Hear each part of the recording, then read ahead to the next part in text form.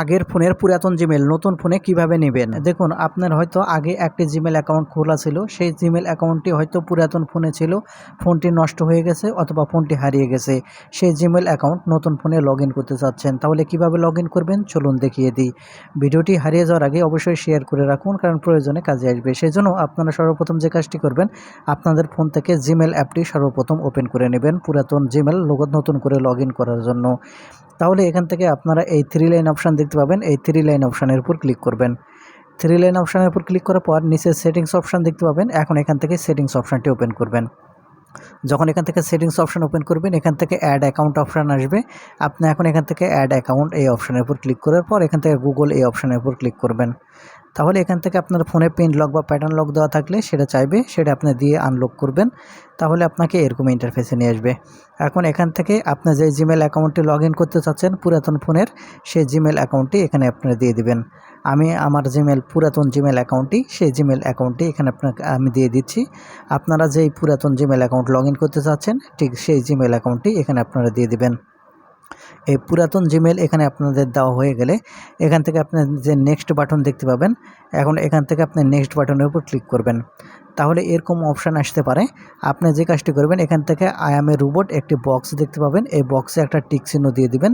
দেওয়ার পর এখান থেকে নেক্সট বাটনে ক্লিক করবেন। নেক্সট বাটনে ক্লিক করলে আপনাকে এরকম ইন্টারফেসে নিয়ে আসবে। এখন এখান থেকে আপনাকে আপনার জিমেল অ্যাকাউন্টের পাসওয়ার্ডটি দিতে বলবে। আপনি জিমেল অ্যাকাউন্টের যে পাসওয়ার্ডটি ছিল, সেই পাসওয়ার্ডটি এখান থেকে দেওয়ার পরে এই নেক্সট বাটনের উপর ক্লিক করবেন।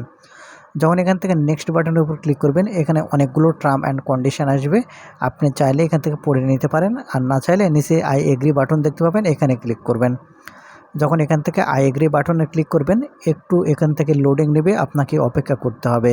একটু অপেক্ষা করার পর আপনাকে এরকম ইন্টারফেসে নিয়ে আসবে।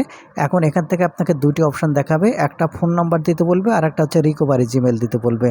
এখানে আপনি ফোন নাম্বার দিলে দিতে পারেন অথবা রিকভারি জিমেল দিলেও দিতে পারেন। আমি এখান থেকে রিকভারি জিমেলটি দিয়ে দিচ্ছি।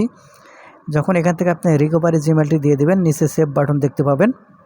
এখন এখান থেকে নিচের এই সেভ বাটনের উপর ক্লিক করবেন।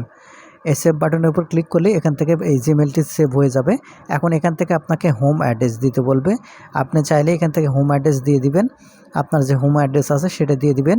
আর যদি হোম অ্যাড্রেস না দিতে চান, তাহলে নিচে স্কিপ বাটনের উপর ক্লিক করবেন। নিচে এই স্কিপ বাটনের উপর ক্লিক করলে একটু এরকম চেকিং হবে। চেকিং হওয়ার সাথে সাথে আপনি একটু লক্ষ্য করলে দেখতে পাবেন এই পুরাতন জিমেলটি এই নতুন ফোনে এখান থেকে লগ ইন হয়ে যাবে। দেখতে পাচ্ছেন আমার এখান থেকে কিন্তু লগ ইন হয়ে গেছে। ঠিক এরকমভাবে আপনারা পুরাতন জিমেল কিন্তু নতুন ফোনে এভাবে লগ ইন করে নিতে পারবেন। তো এই ভিডিওটি থেকে কিছু শিখে থাকলে আমাদের চ্যানেলটিকে সাবস্ক্রাইব করে রাখুন এরকম ভিডিওগুলো পাওয়ার জন্য। ধন্যবাদ।